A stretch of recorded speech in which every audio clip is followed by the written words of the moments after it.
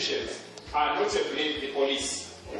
First and foremost, it is on record that between Harare and Bulawayo, you are lucky if you are going to come across roadblocks of a number less than 18. 18 roadblocks between Harare and Bulawayo. Are we a police state? What is the proper intention of these roadblocks? So the police have become the chief agents of corruption in our country. The second batch, Mr. Speaker, are politicians. The second batch, Mr. Speaker, are sadly politicians. The honorable member who spoke before me defined corruption as an abuse of authority which would have been bestowed upon one or an institution. Politicians have been bestowed power to rule and actually to the good governance of men have abused the very same status for their own good. The list is endless on politicians. And just behind politicians are individuals who hide under the armpits of politicians. I wish politicians were going to walk out as a speak of corruption.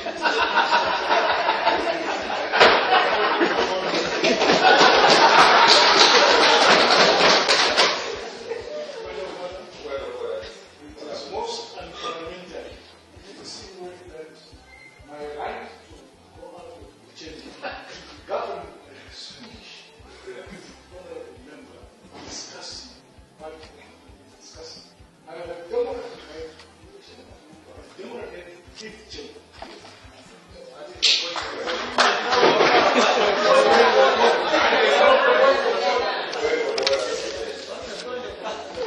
Thank you, Mr. Speaker. There are so many politicians going around.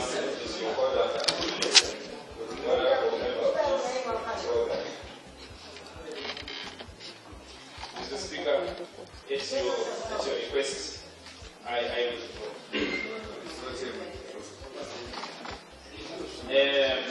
Mr. Speaker, thirdly, on the list of corrupt institutions are public officials. And these are notably our executives within our parastatals and civil servants. Fourthly, Mr. Speaker, as the judiciary. Zimbabwe, according to the Transparent Internationals of Zimbabwe, the report of 2013 is being said to be losing $55 million a day.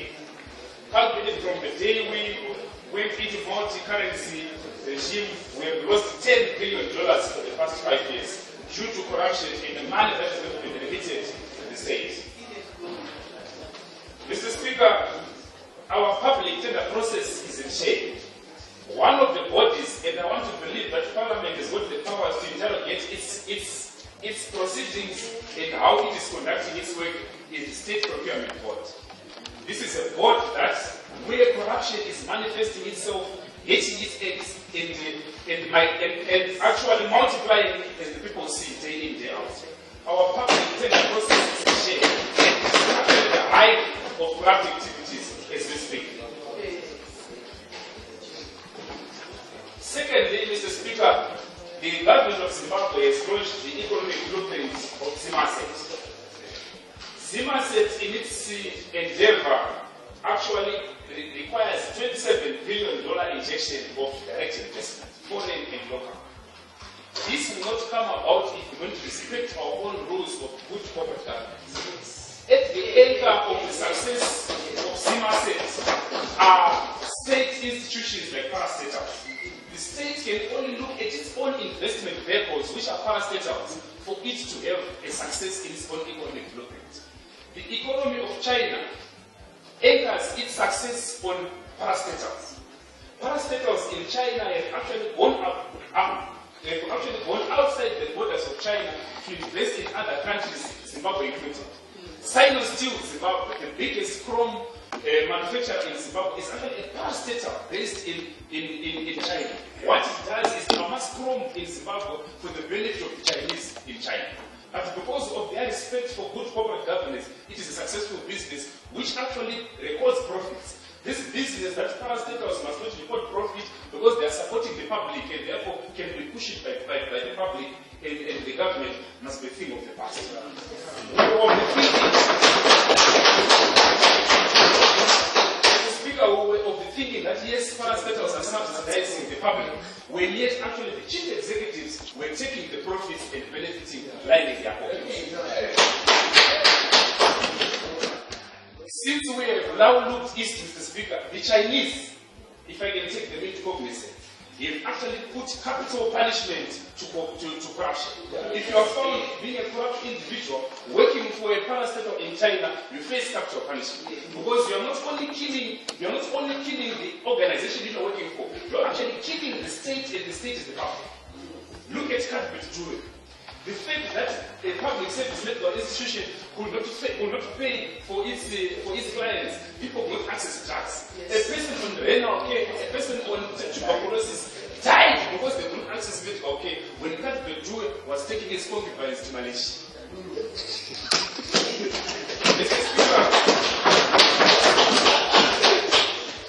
Mr. Speaker, this institution called Parliament over the years has been systematically weakened. Despite all these statutes which are within our libraries and which are within our bankers, to say first and foremost with the Parliamentary Community Privileges Act, which gives us enormous power to make oversight to the executive. This institution has been weakened by individuals to travel so many times between the office of the Clerk of Parliament and the office of the Speaker for us to seek that this motion be tabled before Parliament. The answer which you were getting is that you are putting the cat before the horse. This is a matter of this is a prerogative of the executive. Therefore, Parliament can discuss about it. It was at the intervention of the Speaker, Honorable Mutenda, that no, Parliament must have the right to discuss about it. But there is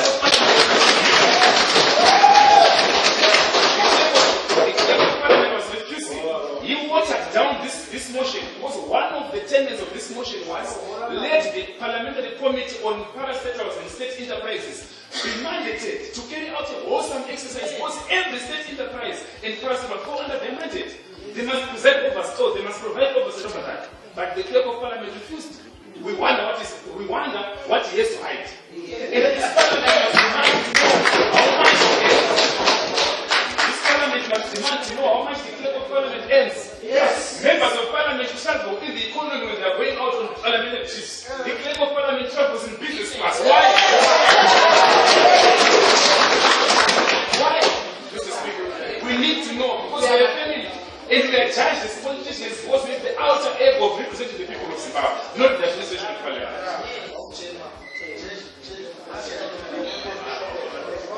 Mr. Speaker,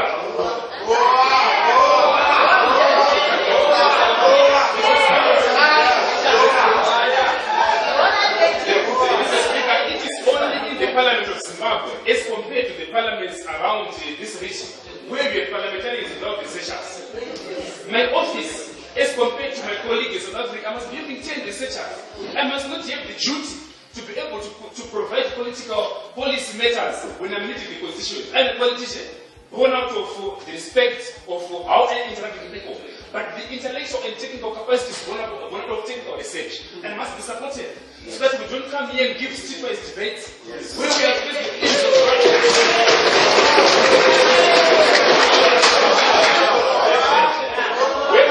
with issues of corruption. We should be talking statistics and figures supported by our research committees. Parliaments all over. The list you can get in the Americas, that is Brazil, Chile, and everywhere. Venezuela to mention just a few. A member of Parliament has got 10 researchers depending on the institution of the cabinet ministries as their cluster. Which means each cluster of government, I must have a research person in my office in Bisu, who is currently collecting data, so when they come here, I make presentations which are informed, which are technical for the benefit of the executive. Mr. Speaker, it is said to note that as a parliament we have been weakened and we have not been able to play our oversight. Because some non-governmental organizations that for me to work with Parliament to make us more informed have been denied the access to the parliamentary committees by the Clerk of Parliament.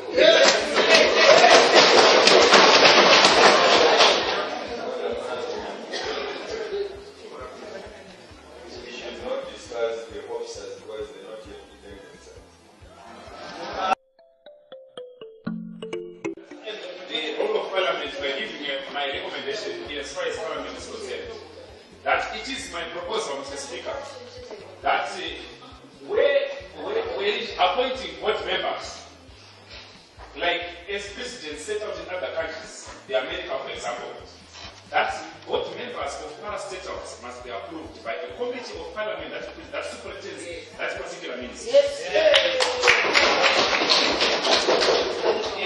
If we are going to have a ZBC board to be appointed, the Parliamentary Portfolio Committee of Media, Publicity and the Broadcasting Services must approve the board members, or must at least have a say before the President actually makes the final appointment.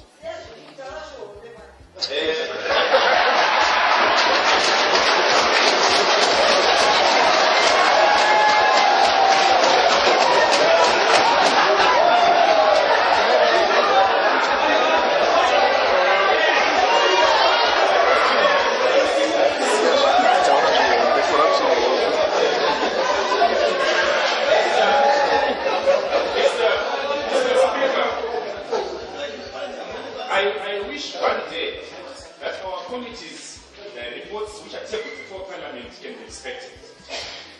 In 2011, the Parliamentary Portfolio Committee of Media, responsible for media then, tabled a report with specific recommendations in as far as ZBC was concerned.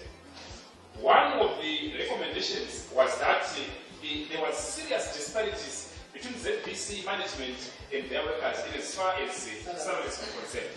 This we picked up in both ZBC and even the state media, which was Chronicle and Herald. The recommendation was not given any ear by the minister nor the board. In the very same year, it is now actually public information that Mr. Charama, who was actually a board member by his position as the Cabinet Secretary in the Ministry for Media, Publicity and Information, and also he's also the spokesperson, advised the minister to act on ZBC, but the minister gave it a So it does not then surprise us when Honorable Mazimura stands here and says, Honorable Shah must answer who get PS8 a black card, which was given by Absolute Citizen. Who paid for it?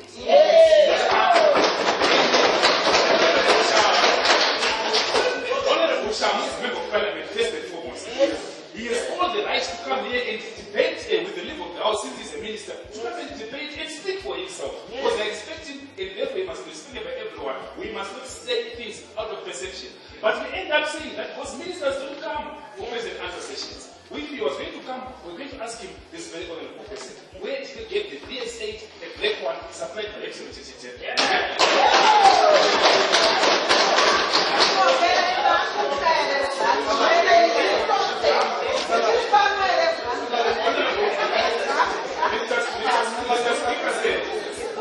Mr. Speaker said, there's an institution which collects our money, and this institution is called SINGA.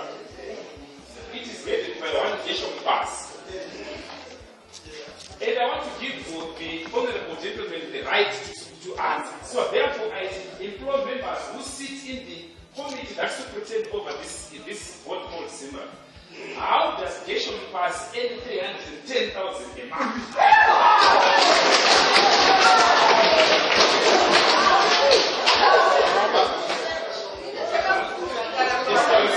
Mr. Speaker, I am saying this. Mr. Speaker, because in the absence of a parliamentary committee that speaks to the facts and truth, we are all going to be dealing with perceptions. We need a parliamentary committee mandated by this parliament to go and deal into each and every parliament.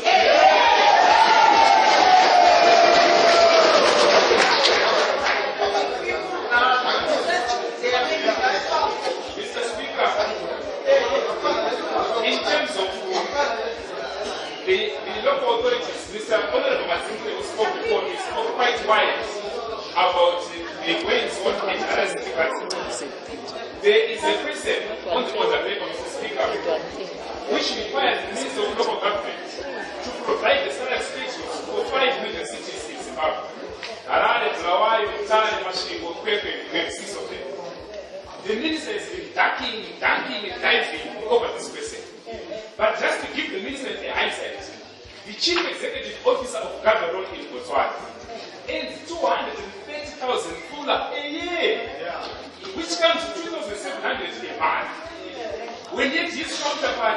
Harare earns 37,000 a month.